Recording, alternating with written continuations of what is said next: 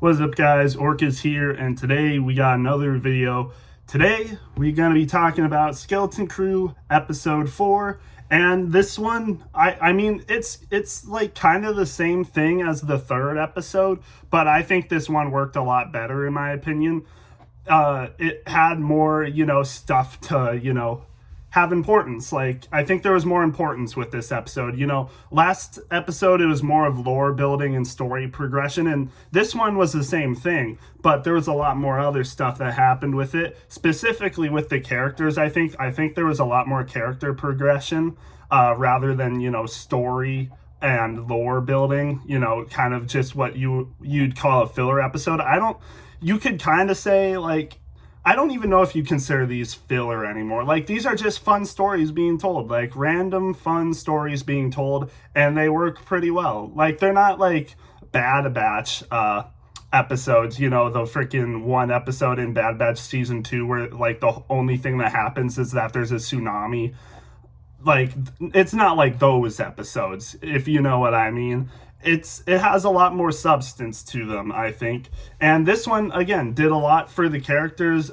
More specifically, I would say Fern, Neel, SM33, and Jod. I think those were like the standout characters, and then the new people. When they get to the planet, I forget what it's called. Was it at Atchin? I think it was at Atchin, the planet that they're on. I might be mistaken. It might not be that. I know there's a lot of other planets, because at the end of the episode, when they're trying to find their way back home, and the people they meet point them to like the coordinates, like planet coordinates, they find all these other like hidden planets that were supposedly destroyed, including the one they're on. But there's a ton of different planets, and all of them start with at, like, all of them start with at, and it's like, and I think they all sound the same too. It's like you got at Atchin, at Attilan, and then at Aden, and then there was like 2 other planets, I'm pretty sure, but I can't remember the planet they were on. But yeah, it's an interesting concept there, where they're looking for where their home is, of course, and at the end of the episode they see that the coordinates for their planet are like torn away, and it's revealed SM33 was the one that did it. So obviously we know that SM33, he was crash landed on their planet. He was in that ship that they found on their planet, and sent them into space far away from their home. So obviously Ad Atchin, or not Ad Atchin, I'm getting mixed up with a lot of names. There's a lot of names to remember, but SM33, he remembers everything because Fern gets the idea to reprogram him based on like what she's done with her robots back at home, where it's almost like a trance or a hypnosis to a droid, but where it's like you will remember, or she's like, you remember at Aden, and that kind of like resets their programming. Is like, oh yeah, I remember at Aden.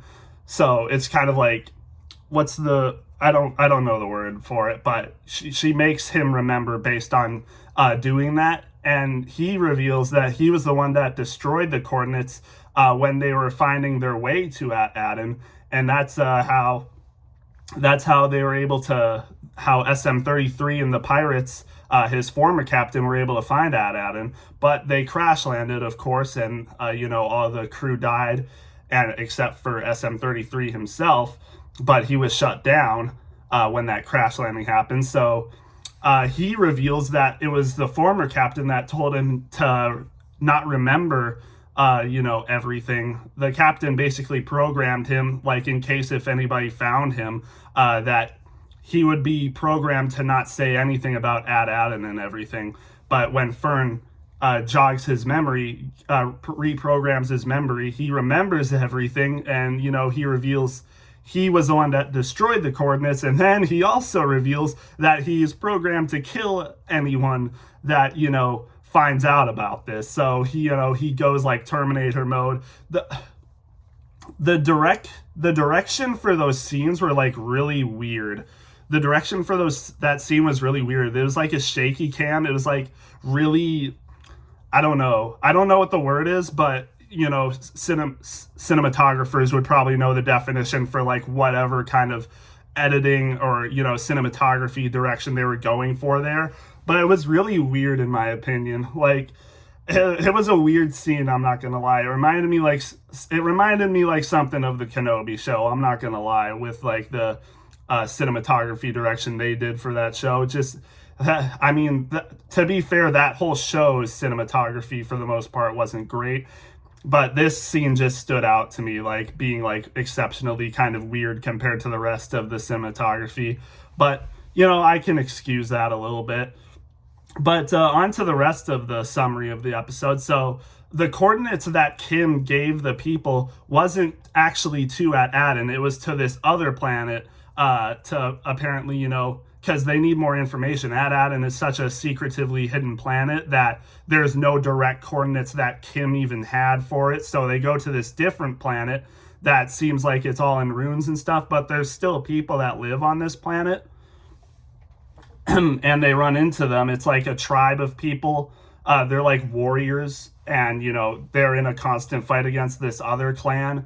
They take them back to their base, and the leader, is gonna put them into battle with the other clan so they can get their Eopes back. I'm pretty sure the cattle they had Eopes stolen, which is Eope is a common animal for Star Wars. I think we see them on Tatooine or some other planets as well. So pretty cool Easter egg there. So we have some Eopes on this planet. I think it's called Adachin. Can't remember though, but it's one of those planets. So they meet this warrior clan that's going to go to war with another clan for stealing their Eopes, and they're gonna make these kids, go meet them. Like basically, they're conducting a raid and they're having children lead them, which is pretty insane. But they see children as they see children as equals to them. Like they're warriors and they're doing them a good thing by making them warriors and making them as strong as the adults are. So it's an interesting concept there. And Neel really stands out in this episode as well. One of the kids, the one that finds our group of kids, Neel has like immediate connection with her. And Neel, I think, has become my favorite character because of this episode, honestly. The way he acts and the things he says, Neel is like a sort of a wimpy, weak little kid that doesn't like fighting. He likes peace, doesn't like, fighting, but, he's a good kid. Like, I don't know how to explain it, but just what he says, he's scared, but he does stuff anyway. I like that about him. A pretty relatable character for a lot of people, I would say. And, the connection he has with the girl, how he wants her to come with them because their planet doesn't have any war. And that's what he says about that, where it's like, back on our planet, we don't have any fighting or war. It's peaceful there. It's a lot better than here.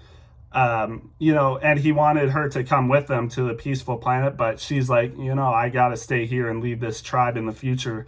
But maybe when I'm grown up in the leader, I'll remember your ways back at home. So it's a really cool connection with Neel and the kid. I really like that. And then he saves the day with SM-33 when he's gonna attack Fern and the other three kids. Neel saves them by shouting at the droid to get him instead. So when the droid's coming to him, Jod does some quick thinking and turns the droid off when it's not looking at him. So that was good. Neel saved the day. He faints at the end. But that's even if you're weak, even if you're wimpy, you can still do brave things like that. Like he even admits, Neel is a terrified kid. He's scared, but he does stuff anyway. He does the right thing anyway, like saving others and doing the brave thing, even though he's scared. Like that's such a cool detail. I mean, it's so basic, it's so classic, but it works in my opinion. Like it's good to see characters that are like that, because I feel like, we don't get a lot of characters like that nowadays.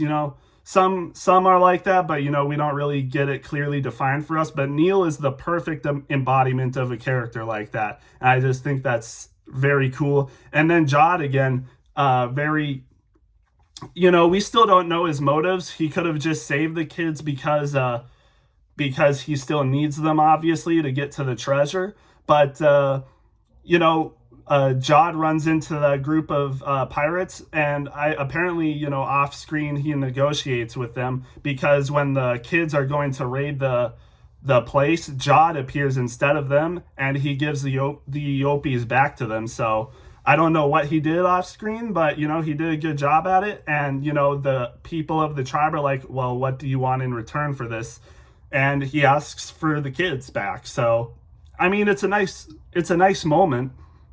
Like, obviously he did the right thing, but did he do it for the right reason is what I'm thinking. But again, he did the right things this episode, but did he do them for the right reasons? Save the kids, got the kids back from the tribe, switched off the droid to save Neel. Obviously did the right things, but did he do it for the right reason? We still don't know, but I liked his character in this episode. He seemed like a really cool parental figure, when he saves the kids. Neel and Wim give him a hug. That's kind of cute, but yeah, it seemed like a good father figure in this episode. Fern also had some good character moments where she's obviously on this planet, and when it seems like all hope is lost for getting the coordinates back home, she kind of has like an existential crisis, where she kind of starts tearing up, because she thinks she's not doing a good job as captain, and she's got them in all these bad situations where they were going to go to war with another tribe, but obviously they're saved, but they could have very well gone to war with another tribe and could have, freaking died. So that kind of weighs on her. And, she feels like she's not doing a good job, where she, hasn't been able to get the coordinates back, or get the coordinates to get home. And she even says that, Wim would have been doing a better job than her, which I think is pretty interesting. Like, it's a nice moment of recollection for her character, where, we've seen Fern basically this whole time be, kind of bossy, kind of, rude to the other people, specifically Fern and Neel, or not Fern, but Wim and Neel sometimes. But it's cool to see this moment for her where she kind of has like this realization, that she's failing or not doing a good job. And, Wim kind of gives her, some support, sympathy, and says, I wouldn't have got us this far if I was captain. And maybe he's kind of right, honestly. I think for the most part, Fern's been doing a decent job, not been doing the best, obviously, but what can you expect from a kid? It's like, of course she's not doing the greatest job, like, she's a kid. But that's when she gets the idea to like reprogram SM33 by saying what she says to her droids back at home. She's kind of a troublemaker like that. So I think we remember in the first episode where she reprograms her home droid to say that she's been studying up in her room when she really wasn't, to her mom.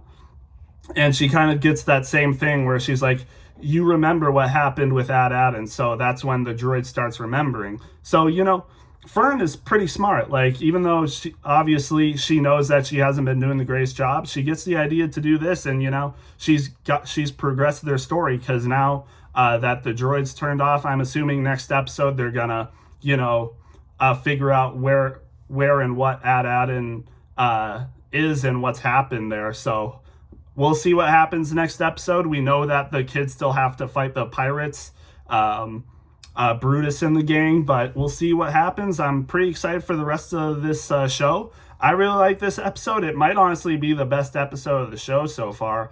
I'd probably give it a B+, honestly, almost an A-tier episode, I would say. Nothing really insane happened in my opinion, so that's why it's not really like an A-tier episode. It's close, because I really like the character moments in this episode. Just need a little bit more to be a really great episode, in my opinion. But still, pretty good episode. Very excited for the rest of this show.